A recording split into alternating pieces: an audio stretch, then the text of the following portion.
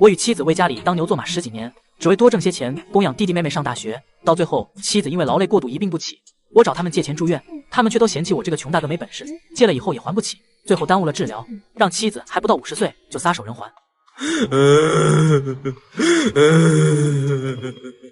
当家的，当家的。小静，我看清眼前之人后，眼眶突然一红，泪水在眼眶中开始打转。咋的了，当家的？是不是婆婆又说什么难听的了？小静，我好想你，没想到濒死之前还能再见到你。对不起，是我没本事，没能让你过上一天好日子。呸呸呸，什么死不死的，说什么胡话呢？耽误了上工，等会儿婆婆可又要开骂了。上工？快起床，我已经做好早饭了，吃过饭就得上工了。看着妻子的样子，我有些回不过神，难道是在做梦吗？我用力掐了一下大腿，好疼。都啥时候了，还在屋里躲懒？刚刚成家就不准备干活了是吧？门口传来一道熟悉又陌生的声音，是已经过世近10年的母亲。我这是做梦，还是网上那些年轻人经常挂在嘴边的重生呢？做个早饭放这么多油，这家里以后还过不过了？这么败家，也不知道老大是怎么看上你的。妈，我下次会注意的。看来不是在做梦，我是真的重生了。小静，这辈子我不会再让你跟着我当牛做马，吃苦受累了。爸，小静这才嫁过来没2天，你就鼻子不是鼻子，眼睛不是眼睛的，实在看不惯我们，不如把家分了，我们出去单过。娶了媳妇忘了娘的白眼狼，说你媳妇几句你还不乐意了，哪家不是这么过来的？别家是别家，我们家是我们家，你老拿别人家来比较什么？城里结婚还弄个什么3转1响，也没见我们家有。大队长家娶儿媳还给亲家送去了50斤粮食，我也没见你给我老丈人家送。我们家跟人家怎么比？城里人家是工人，家里有收入来源，大队长家有工分补贴，当然有多余的粮食。你都知道不能比，那你还天天欺负小静，人家嫁过来是跟我好好过日子的，不是过来让你欺负的。反正你也看不惯我们，今天放工就让大队长过来主持一下，把家分了，我们什么都不要，只要我们自己的工分。我也不管爸妈是什么想法，反正今天这家必须分。当初我和妻子当牛做马，为家里挣了10几年，供养弟弟妹妹上学，到最后妻子生病急需用钱，我找他们开口借钱，他们都嫌弃我这个穷大哥没本事，借了以后也还不起，最后导致妻子还不到50就撒手人寰。如果不是当牛做马为那几个白眼狼挣学费，妻子怎么可能身体亏空的那么厉害？母亲还经常给妻子洗脑，说以后弟弟妹妹读完大学有了工作，我们也能跟着享福。从没想到白眼倒是受了不少。这一世说什么我也不会再给家里当牛做马，供养几个白眼狼了。我的老天爷呀，我怎么这么命苦啊？好不容易把儿子养大成家，没想到娶了一个搅家精回来，以后这日子可怎么活呀？母亲顿时就发动了自己哭闹技能，我看都不看一眼，拉着妻子就往外走。当家的，这会不会不太好？一会儿就好了，咱们别理他，今天说什么都得把这个家分了，不然以后你我的苦日子还在后头。妻子不明白我说的是什么意思，但想到我为了她居然要和家里分家，心里不禁暖洋洋的。上一世母亲不顾我的安危，执意让我去煤矿挖煤挣钱，供弟弟妹妹上学。有一次遇到坍塌，我被埋在矿井里面好几天。母亲得知消息后，第一时间不是问多久能把人救出来，而是问矿场能赔多少补贴。就连小静要跟着去矿场，她都死活不让去，就怕小静知道了矿场赔了多少钱，要跟家里闹。想起这些，我都想直接跟家里断绝关系。爸2句嘴就分家，别人会不会说我是个搅家精？他们说他们的，咱们把日子过好比什么都强。那好吧，我都听你的。转眼到了晚上，刚从地里忙完，我就将大队长李德全请到了家里，让他帮忙主持分家。小易啊，你这刚成家，磕磕绊绊很正常，没必要非得分开过。以后有了孩子，老人也能帮忙照看，不是？大队长，我们没有什么磕磕绊绊的，就是想分开单过，住在一起始终有些麻烦。家家有本难念的经，既然你非要分家，那赵大海，你是什么意见？树大分叉，儿大分家。既然他们小两口要分，那就分吧。父亲仿佛早就料到会有这一天，板着脸回应2句，就不再多说什么。行啊，那赵毅，你们小两口就搬去你爷爷留下的老屋中，锅碗瓢盆也分些带过去吧，不然做饭也是个麻烦事。不用，明天一大早我们就抱床被子过去就行，以后我只负责我爸妈每个月5斤粮食的养老。大队长一下就听出来我是什么意思。如今我还有2个弟弟1个妹妹在上学，3个人的学习费用可不低，村里又没什么副业收入，我这趁早划清界限，明显是不想吃亏。李大局，你有啥要补充的吗？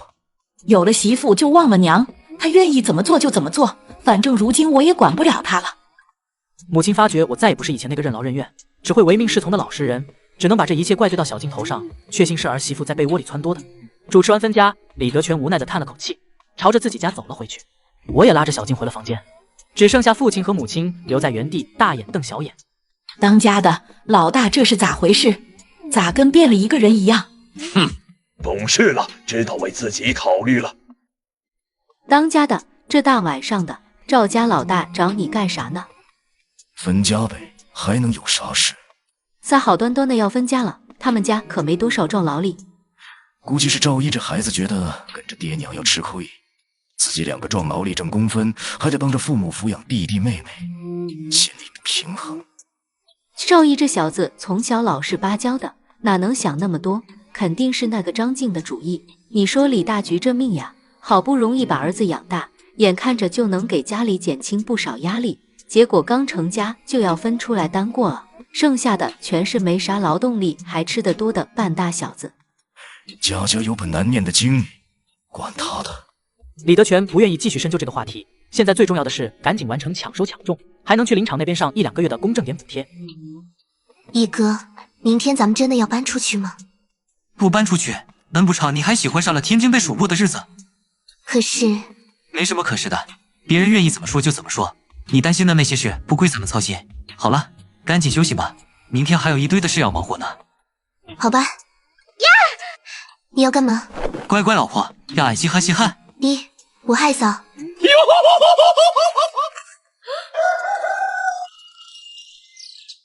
和爸妈分家，我和小静只要了2间破屋和1床被褥，算得上一穷二白。为了填饱肚子，我和小静趁着夜色来到小河边抓鱼。耶，当家的抓到鱼了。小声一点，你怕别人不知道咱们抓到鱼了？在这个年代，没有什么是私人的，就算是河里抓的鱼，也是集体的。赶紧走吧，别让人看见了。因为连锅碗瓢盆都没有，抓来的鱼只能放在陶罐里煮了，除了盐也没有其他调料。不过等鱼煮好后，我和小静还是忍不住流下了口水。一哥，你要干重活，你多吃点，我稍微吃点就行。说什么傻话了？咱们这鱼足够，你放开了吃，吃完明天咱们再去抓。忙完双抢任务，大队众人开始集体报名去林场打零工。虽然特别辛苦，但林场管吃，1天还有3毛钱，村里的壮劳力都抢着去。赵毅，林场这边要不要报名？我就不占这个名额了，让给有需要的人吧。败家子，好不容易有个挣钱的机会，你还得推出去。一旁的父亲有些生气，林场打工的名额是有限的，干2个月总计能挣18块，换成粮食大概能有200-300斤，这比在村里出工可划算太多了。那就把你的名额给你爹吧，反正我报了那么多人数上去。行，那就这么说定了。一哥，你咋不去林场上工呀？不仅有工资，而且那边吃的也不错。我有别的计划呢。别的计划是什么呀？你就把心放肚子里吧，反正跟着我肯定能让你吃饱穿暖。林场的活又苦又累，纯粹是出卖体力，我都重生了，自然不会再走干体力的老路子。亲说了没有？这张家姑娘可不是个善茬，刚刚嫁到老赵家，就撺掇着赵家老大跟家里分了家，害怕吃一丁点的亏。那赵家老大也是个没主见的玩意，媳妇说啥是啥。就是也不想想自己父母也不容易，指望他们2个壮劳力给家里分担点压力呢。这可倒好，娶了媳妇忘了娘。一哥，他们都在背后说咱们。你就当王八念经就行，这些都是站着说话不腰疼的主，只会嚼舌根。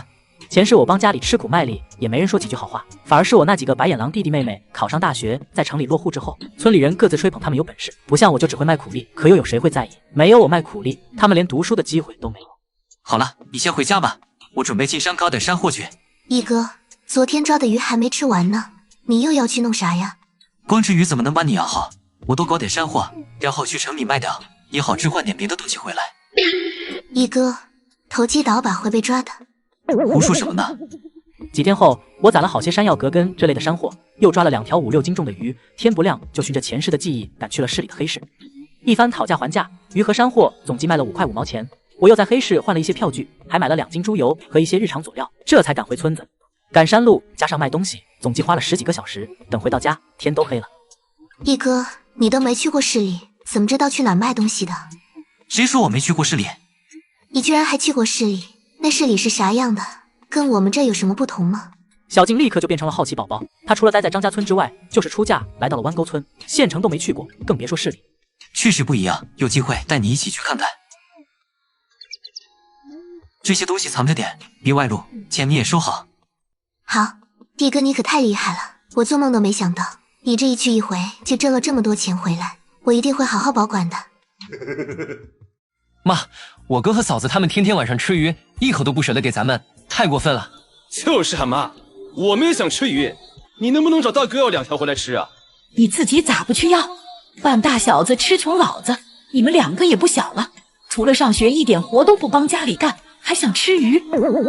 李大菊看着2个不争气的小儿子，心里叹了口气，还是决定找老大探探口风去。妈，你找我什么事？这个拿着。母亲拿着一个鸡蛋递了过来，我顿时有些疑惑，家里的鸡蛋都是要拿去卖钱的，除了逢年过节，平时根本舍不得吃。妈，你还是自己吃吧，这些天双响，估计你也没吃上一顿好的。给你就拿着，妈就给你煮了这一个，其他人都没有。看着母亲突然像变了一个人一样，我有些摸不着头脑。妈，有什么事就直接说，鸡蛋你还是留着自己吃吧。你这孩子，妈还能害你不成？这段时间你也累坏了，吃个鸡蛋补补身子。我实在拗不过，只好接过了鸡蛋。妈问你个事，是不是张静这丫头听不惯我唠叨，捣鼓你分的家？没有，就是想分出来单过，总在一个屋檐下。要是你俩哪天闹起来，我帮谁？这样好，不在一起就没什么可吵的。母亲见我眼神坚定，明白过来是我这个儿子娶了媳妇后懂得为自己考虑了，不想再像以前那样为弟弟妹妹们当牛做马。那啥，你们天天吃鱼，多的时候也记着点你爹。母亲说完就迈步离开，身上的干练精明似乎散去了一些。一哥，婆婆找你啥事？除了想问是谁提出要分家之外，馋鱼了呗。估计咱们晚上做鱼吃，他们闻到了。那以后咱们弄到鱼，要不要给婆婆送一份过去？等我爹回来的时候，有多余的就送1条过去给他们尝尝。走吧，大队里要开会，不知道又有什么指示。我和小静刚刚走开，母亲就和李德全媳妇从墙角探出头来。肯定是这败家娘们在背后唆使老大的，不然老大最孝顺了。就是小易那孩子，我们从小看到大，又乖又老实，肯定是张静这丫头给教坏了。要我说，你得找小易好好聊聊这件事。咋聊？他现在啥事都维护自己媳妇，我这当娘的说话不好使了。刚结婚的年轻小伙子被炕上那点热乎劲冲昏了头很正常，等过些日子热乎劲儿下去了，你再跟他说。哦，有道理。跟大家说一下，咱们队里要办扫盲班，就是叫大家识字，每天放工后去听2个小时，自愿去，没有工分补贴。大队长，那谁教我们啊？扫盲班的老师你们都认识，就是苏红、苏知青。啥玩意？苏知青教我们？这不闹的吗？就是啊，大队长，让苏知青教大家，是不是有点不太靠谱啊？听到众人的话，我立刻想起这位苏知青来，这可是弯沟村的大名人，割麦子能割伤自己，产猪粪能掉进粪坑，就连上山放牛都能把自己弄丢，典型的干啥啥不行，添乱第1名。好了，苏知青虽然农活干得一般，但毕竟是城里来的大学生，知识水平还是很不错的，教咱们这些大字不识一个的盲流子绰绰有余。认字有什么用？不认识字，不也照样干活养家？认识字了，不还得干活？哎呀，话不能这么说啦，至少要学会写自己名字嘛。一哥，咱们要不要也去听课？我就不去了，我以前也上过学，还读完了5年级，我去扫盲班学不到什么。不过你要去学一下，不能做盲流子。晚上回到家，我和小静依旧用陶罐煮东西吃。一哥，我明天还是去我妈那边拿一口铁锅过来吧。行吧，一口铁锅可不便宜，明天你带1条鱼过去，再把剩下的2块钱点吧，还差多少？等我明天从市里回来再说。给他们拿条鱼就行了，钱就不给了吧。一码归一码，咱结婚的时候啥彩礼都没有，不能结婚后还要你爸妈倒贴呀。重生回到70年代，为了不再做家人的免费血包，我毅然带着妻子分家独立。却不料妻子第1次回娘家，竟被丈母娘误会和我过不下去了。丫头，跟妈说实话，你是不是受欺负了？妈，一哥他对我很好，你看，这些都是一哥让我带回来的。母亲见张静不像在撒谎，这才放下心来。那就好，一会你爸就下工了，咱们先做饭。小静与母亲说笑着走进厨房，开始忙活午饭。小静回来了。爸，小静回来看咱们，给咱们带了鱼，这鱼还挺大。小静母亲笑呵呵地说着，脸上有些自豪。不错不错，姑爷上哪儿去了？赶紧叫过来一起吃饭。姑爷进城办事去了，刚刚分家啥也没有。小静这次过来就是想将他奶留下的铁锅带过去。分家了？为啥？张福生有些懵圈，一般农村家庭很少分家，除非兄弟不和，打得不可开交。这事等会跟你慢慢说，先吃饭。吃完饭，张静就带上洗干净的铁锅，准备回湾沟村。回去的路上小心一些。这钱你也拿回去。你们刚刚分家，需要花钱的地方很多，等以后手头宽裕了再说。张静点点头，就知道自己爸妈肯定不会收自己的钱。这2块钱省下来，正好可以给赵毅做一身像样的衣服。谢谢爸，那我就回去了。福生呀，你说赵家小子是不是看不起人？这姑娘头一次回门，居然不跟着来，太不把咱们老张家当回事了。婶子，赵毅有事要忙，这刚刚成家，啥也不懂，以后有的是机会。要不说福生你脾气好，看得开呢，要是我家那口子，说不定现在都领着家里几个小子打上门去了。是，小叔脾气暴躁，遇到这样的事肯定打上门质问。我下午还得出工，哪有时间去湾沟村？张福生附和完，头也不回的就走了。他能感觉到对方是有意挑拨，想让自己带着儿子去收拾女婿。有些人就是这样，巴不得别人过得一地鸡毛，不管对自己有没有好处。毅哥，你看，不错，以后不需要用瓦罐做饭了。今天吃什么？我从娘家带了些酸菜回来，今天吃酸菜鱼好不好？行，今天吃酸菜鱼。张静刚刚把鱼汤端上桌，李大菊就领着赵毅的弟弟们走了过来。妈来了，一起吃点吧。饭都没有，你让妈咋吃？妈他们肯定吃过了，就是过来找我们说话。咱们粮食都没多少，一天到晚就靠这一顿。李大菊知道赵毅不想把东西分出来，心里有些无奈，但赵毅也没说假话。分家的时候，小两口没要家里一粒粮食，只能去大队上赊一些回来。哥，我们自己回家盛饭，你就让我们尝尝呗。你们吃了我吃啥？等有多的时候，我会送一条给爸妈尝尝的。今天这点都不够我跟你嫂子吃。赵毅心中冷笑，就算倒掉也不会给这2个白眼狼吃。上一世他和张静起早贪黑在煤矿打工，给他们挣学费，等他们读完书有了工作，在单位都是双职工。赵毅上门找他们借钱给张静看病，结果他们一分不给。爸，这么晚了找我和小静有什么事吗？没什么事，就是过来看看。你们吃吧，我们先回去了。看见赵毅这个样子，几人也知道不可能尝到鱼汤了，只能无奈离开。毅哥，一家人要和和睦睦的，有什么事要当面说出来。张静不明白赵毅为什么对自己父母一家如此冷漠，只好柔声开导。跟你说不明白，这些人就是白眼狼，对他们好，不如把粮食倒河里，他们吃了也是白吃，记不得你一点好。和爸妈分家，我和小静只要了2间破屋和1床被褥，但就算是这样，白眼狼弟弟妹妹还是觉得我欠他们的。我抓的鱼理应分他们一份。妈，肯定是大嫂把大哥教坏了，大哥以前对我们可好了。就这样吧，我们去李德全那边举报吧，他打了鱼不上交，这算是侵占公家财产。赵勇，你知道自己在说什么吗？那是你大哥，不是你仇人。他算什么大哥？我们找他要1口鱼食都不给，根本没把我们当家人。闭嘴！我算知道你大哥为什么仇视家里人了。对于2个弟弟的怨恨我并不在意，反正我是不会再给他们当牛做马了。毅哥，咱们就这么把妈他们撵走，会不会不太好啊？没什么不好的，你就听我的就行。要想日子过得舒心，就离他们远点。小静虽然依旧觉得我做的有些不妥，但看到我态度坚定，也就不再多说什么了。吃了晚饭，我带着从黑市买来的散酒前往大队长李德全家，而此时李德全正和媳妇在院子里纳凉闲聊。您说这苏知清是咋回事？啥活都干不了，咱收了人家那么多东西，不行就把他弄到小学去当代课老师吧。这事还用你说？我已经问过他本人了，但是他担心自己教不好，就教扫盲班吧。好吧，小易来了，遇到啥困难了？快坐快坐。没啥困难，就是过来感谢一下大队长帮忙主持分家这事，家里也没什么钱，拿不出什么好东西。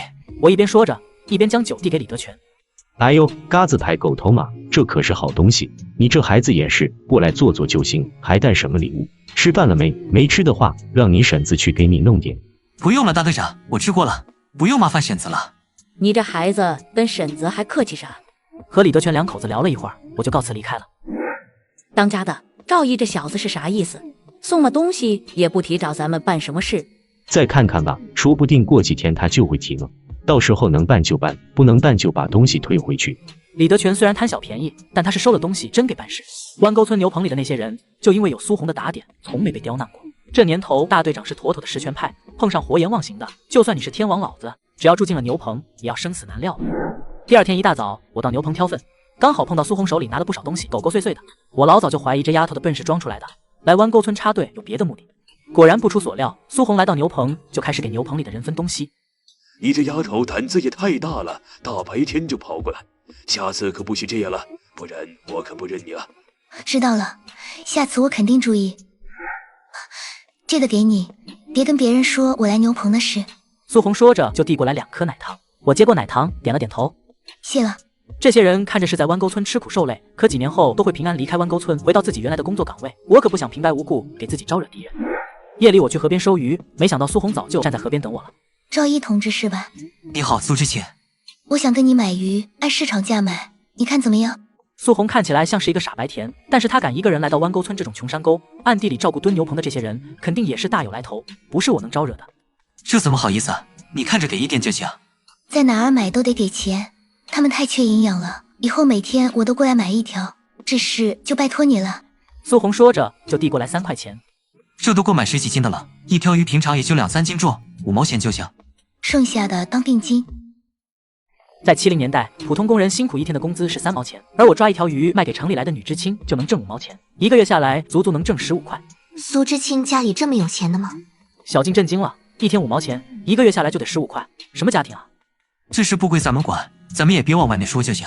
现在不允许做生意，这样的事自然不能往外说。至于苏知青家里有没有钱，也不关我们的事。小静，咱们这房顶要翻修一下了，不然外面下大雨，屋里下小雨。明天队里没什么活，我去山里转转，弄点野味回来。你去请妈他们过来帮忙。好。第二天一大早，我就去山里砍了些竹子带回来，准备用竹子当瓦片修房顶。回到家的时候，老丈人和舅哥张觉已经到家了。为父砍这么多竹子干啥用？一哥说搬竹劈开2半就可以当瓦片，然后上面再铺上一层稻草，然后反正就是能很好的挡雨。小静虽然说不明白具体怎么做，但还是一脸自豪。我跟老丈人和舅哥简单解释一下，2人就明白过来该怎么做了。随后我又独自赶回山里打野味。等我带着满背篓野味回来的时候，老丈人和舅哥已经干完1大半了，还有些没上工的村里人正围在外面闲聊。这法子不错，回头我家屋子也这么修一下。是啊，加了这些竹子，估计起码能4、5年不用修了。简单吃了点午饭，又忙活到天黑。看热闹的村里人都已经回家去了，因为怕太晚了山路不好走，老丈人和舅哥就不留下吃晚饭了。爸，你和舅哥把这些带回去。我将背篓递给老丈人。哇，2只野兔，1只野鸡，小易，你这打猎的本事可以啊。现在山里的野味多，好下套。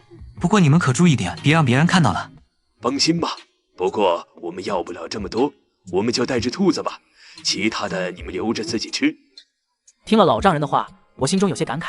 上一世小静生病住院的时候，老丈人一家恨不得砸锅卖铁的帮忙凑，可惜生活在农村，家里就靠种地维持生计，再怎么凑也是杯水车薪。但这份心意我一直牢牢记着。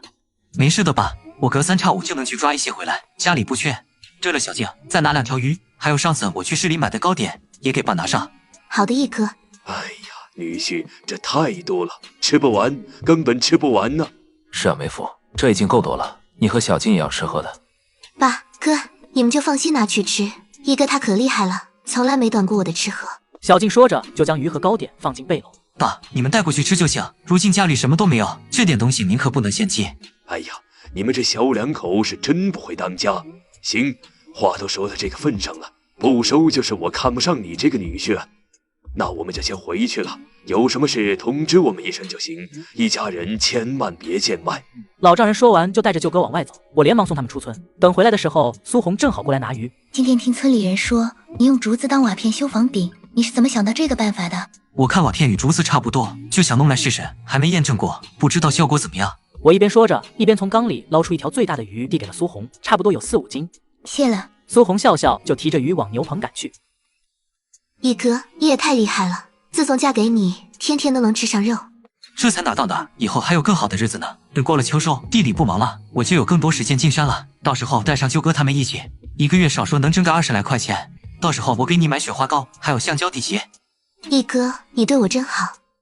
重生回到70年代，我用竹子给茅草屋修房顶，没想到竟引来村民们的争相模仿。一大早全都冲进山里砍竹子，生怕去晚了被别人砍光了。就连女知青苏红也准备去砍些竹子修缮牛棚，为蹲牛棚的几位老人改善一下生活环境。我和妻子小静在地里干活，都不时有人跑来问我如何用竹子修房顶。好在这段时间地里的活不多，连积分员都跑来请教我，也就没人关心我究竟干了多少活。一哥，你今天光动嘴皮子10个公分就到手了。动嘴皮子眼泪，嘴都说干了，也没见他们给我带份水过来解渴。没事，晚上回去我给你炖鸡汤喝。那感情好，天冷了正好补补。手机前的朋友们也是，天冷了注意保暖。傍晚放工，我和小静还没回家，就被李德全拉到了李家院子。小易，我这屋顶的封顶不会弄，你帮我看看怎么搞吧。此时李德全的房顶也用上了竹子瓦片，就剩顶上一块封顶没有弄。行，我来搞定。随后我就爬上屋顶，亲自给李德全把收尾的活干了。弄好屋顶，我和小静就要离开。今天就在家里吃，别回去麻烦了。新媳妇来咱们弯沟村，我都还没好好见过几次呢。是啊，小易，都放工了还耽误你半天时间，真是不好意思。大队长说的哪里话，都是邻里邻居，互相帮忙应该的。再说我前几天还麻烦大队长帮忙主持分家呢。小易，你不介意就好。对了，我这边得到一个消息，说是市里的炼钢厂要在咱们公社开采煤矿，到时候应该会需要一些矿工，你到时候可以去试试看。好的，多谢大队长了。去煤矿上班也不一定非要下井，矿上还有很多其他的活可以做，能去矿上的话，我也可以有更多发挥空间。在李德全家吃完晚饭，我和小静这才往家里走，而此时苏红已经在家门口等我了。幸好回来的路上我已经收了鱼，这2条都给你，我们今天吃过饭了。那就谢了，我也不白占你们便宜，这个给你。苏红又掏出2颗奶糖，我示意小静接了过来。小静很喜欢这种奶糖，上次苏红给了2颗，她吃了1颗，剩下1颗一直藏在柜子里，舍不得吃。放心吃吧，回头我去市里的时候也买一些回来。不要了，一哥，这种糖太贵了，3颗就能换1斤粮食，哪能放开了吃呀？别说奶糖了，等再过些日子，巧克力糖你也能吃上。巧克力糖是什么糖啊？更好吃吗？特别好吃，不过有的人不能吃。还有这讲究？什么人不能吃啊？单身的人不能吃啊。为什么呀？一场大雨没有任何征兆的落下，小静在屋里四处检查，发现没有一滴雨水浸透，心里美滋滋的。雨停没多久，母亲李大菊就过来了。这竹瓦这么好用吗？妈，你咋过来了？过来看看你们这竹瓦好不好用。没办法，条件所限，好不好用都得将就着用。要是请大舅他们过来也太麻烦了。我的几个舅舅是木匠，也有一套专门修缮房屋的手艺，只是我不太想麻烦他们。一家人有什么麻烦不麻烦的？等以后你们想弄了就去请。自从分家之后，李大菊反而有些喜欢现在的赵毅了。可能是以前的赵毅只知道闷头干活，让人一看就觉得很没出息吧。你们2个壮劳力，又没孩子，老人也不需要你们操心，好好攒2年，到时候喊上村里人帮忙，再请你舅舅他们过来，给你们起几间新房子。到时候再说吧，现在还啥都没有呢。母亲聊了一会儿就起身离开，我和小静闲着没事，就带着锄头去挖粘土，准备拖些土坯，回头好砌个猪圈。童生回到70年代，为了挣5毛钱，我靠双腿跑了几10公里，为女知青苏红去市里采购物品。赵毅同志，辛苦你了，东西都买到了吗？都在这里了，一共花了6块5，还剩3块5。我留下事先说好的5毛钱做跑腿费，将剩下的3块钱还给了苏红。谢了，以后有需要我再来找你。苏红离开后，小静有些感慨：苏知青真有钱啊，他都让你帮忙买了些啥啊？棉花、布匹，还有一些药品，估计也是给牛棚大爷们准备的。不说他了，咱们也得准备过冬的衣服了。明天去问我妈要点布票。棉衣棉鞋在农村基本上都是全手工制作，大队也会每年给社员发布票，家里穷买不起的就会把布票卖掉，只有准备做衣服的会留着。母亲李大菊的布票都是攒着的。对了，明天你去郭校舍买布买棉花，记得也买点糖回来，我给你做好吃的。做啥好吃的呀？到时候你就知道了。第2天一大早，我再次进山，将之前打猎时发现的野葡萄摘了满满1背篓。等回到家，小静已经从供销社回来了。一哥，你咋摘了这么多野葡萄回来？炖回来酿酒，一斤估计能卖2毛钱。野葡萄酒很好喝，可会花钱购买的人很少，所以我准备只酿1点，其余的晒干送去供销社那边，问问收不收。一哥你可真厉害，还会酿葡萄酒呢。我会的多着呢。酿葡萄酒的步骤并不复杂，将野葡萄洗干净后装进罐子里捣碎，再加上凉白开和白糖，然后将罐子密封保存，放置阴凉处1个月左右就差不多了。弄完葡萄酒，我又进山摘了满满1背篓野葡萄，用来烘葡萄干。1个多星期后，葡萄干就烘好了。小静，尝尝怎么样？小静吃了1颗后不住点头，挺好吃的，就是有些费功夫。如今这个缺少娱乐、缺少零食的大环境下，这种酸酸甜甜的葡萄干已经是顶好的小零嘴了。赵同志、小静同志，你们这是吃啥呢？葡萄干，一哥用山里的野葡萄自己做的，酸酸甜甜的，可好吃了。赵同志还有这手艺呢，能给我也尝尝不？当然可以。我抓起一把葡萄干递给苏红，苏红尝了一口，也是不住点头。好吃，没想到赵同志手艺这么好。见苏红喜欢，小静连忙用小陶罐装了满满一罐，差不多有5、6斤，递给了苏红。多少钱？这些东西哪能要钱？又没费什么功夫。苏知青要是吃完了还想吃，尽管来拿就是了。买鱼加上付费跑腿，苏红1个月能让我挣10几块，这点礼物压根算不得什么。苏红笑着点点头，又预付了10天的鱼钱，就带着鱼和葡萄干赶去牛棚了。送走苏红，我就背上装了葡萄干的背篓，准备到城里的供销社问问收不收。同志你好，请问你们这里收这种葡萄干吗？这东西好吃吗？葡萄干现在并不常见，很多地方甚至都没听说过。售货员没说收不收，反而有些好奇，看样子也是头一次见到。同志你可以尝尝，尝尝又不要钱。售货员点点头，接过我递来的葡萄干，扔进嘴里一顿嚼。好吃，不过这东西我们没收过，也不知道是个什么价格。收贵了，我们供销社承担不起损失；收便宜了，又怕同志你吃亏。这就是一种普通的水果，我自己用土方法做的，就按市场上普通水果的价格收就行。那就按苹果的价格收，你看怎么样？苹果现在1斤差不多2、3毛钱，并不算贵，但也不错了。毕竟这东西除了费点时间，并没有其他成本。要是村里人知道这玩意能卖钱，不知道会有多少人蜂拥到山里去摘。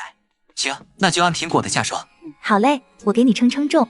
12斤葡萄干一共卖了2块4，这次带来的有点少，要是装满背篓，一趟估计就能卖30、40块钱。对了，同志，我还有一种这种水果酿的酒，跟你们供销社卖的小香槟差不多的味道，也是甜甜的，不知道你们这边能不能收？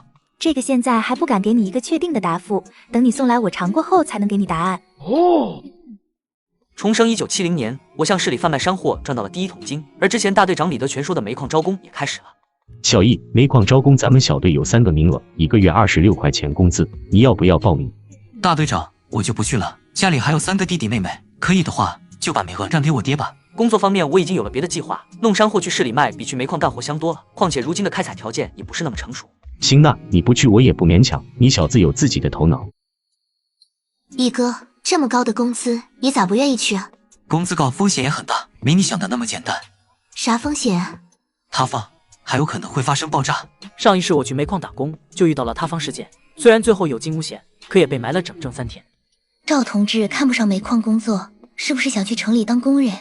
去城里当工人谁不想？可这不是我想就行的。如今农转非那么困难，城里那么多知识青年都没工作，怎么可能轮到我头上？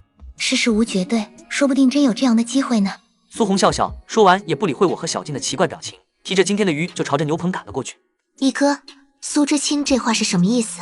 难道他能去城里当工人？可能是吧。有我和大队长的交情，再加上母亲李大菊的打点，父亲如愿以偿获得了去煤矿工作的名额。小易呀，你爸现在当上了工人，以后每个月有26块钱的工资，我算着刨除你弟弟妹妹上学的花销，家里还能剩下11块，以后我每个月给你们拿3块钱，补贴你们小2口的生活。不用了吗？我们如今养了猪仔和鸡，一年也能挣几10块钱，够我们2个用的。你这孩子，妈怎么说你怎么做就行。妈虽然不能保证1碗水端平，但手心手背都是肉，家里能挣钱了，怎么可能不给你一份？你跟爸多留一点养老钱就行。我有些想不通，为什么爸妈的变化如此之大。不过这些都无所谓了，该我给他们养老的，我不会含糊，只要不找我要钱养白眼狼就行。小姨那边怎么说？他说不用，让咱们多留一点养老钱。那就先攒着，等他以后要花钱的时候慢慢给他。爹，干啥去热脸贴人家冷屁股？他不要正好，家里又不欠他的。你给我闭嘴！他是你大哥，不是人家。我算是看出来他为什么铁了心不跟家里来往了。又到了给供销社送货的日子，我再次背了满满1背篓的东西来到市里。赵同志来了，上次跟你说的杂粮怎么样了？供销社的邓敏和我已经比较熟络，毕竟我也来买卖过好些次了。带了一些，你先尝尝咋样？新的话以后我就长期供应。这次除了葡萄干、杂粮面、青鱼，还专门给你带了点炸泥鳅。鱼和葡萄干一共卖了6块钱，杂粮面和炸泥鳅邓敏要给钱，但被我婉拒了。哎呀，赵同志，那多不合适啊！这样吧，我也不能让你吃亏，我这有些碎布头，你带回去做成鞋送过来，1双我给你5毛钱的手工费。我听了心中大喜，其实这种活都是他们供销社内部工人做的，正常来说根本轮不到外面的人。至于碎布头，这事你不用担心，制衣厂那边每个月都会给我送来，量不大，估计每个月能有个40来双。1双5毛，1个月40双，那就是20块钱。这年月的农村女人基本上都会做衣服鞋子，这在农村算是有手就能干的活。太感谢邓主任了，这个是我之前跟你说的自酿葡萄酒，你也尝尝怎么样？我赶忙掏出2瓶自酿葡萄酒递了过去。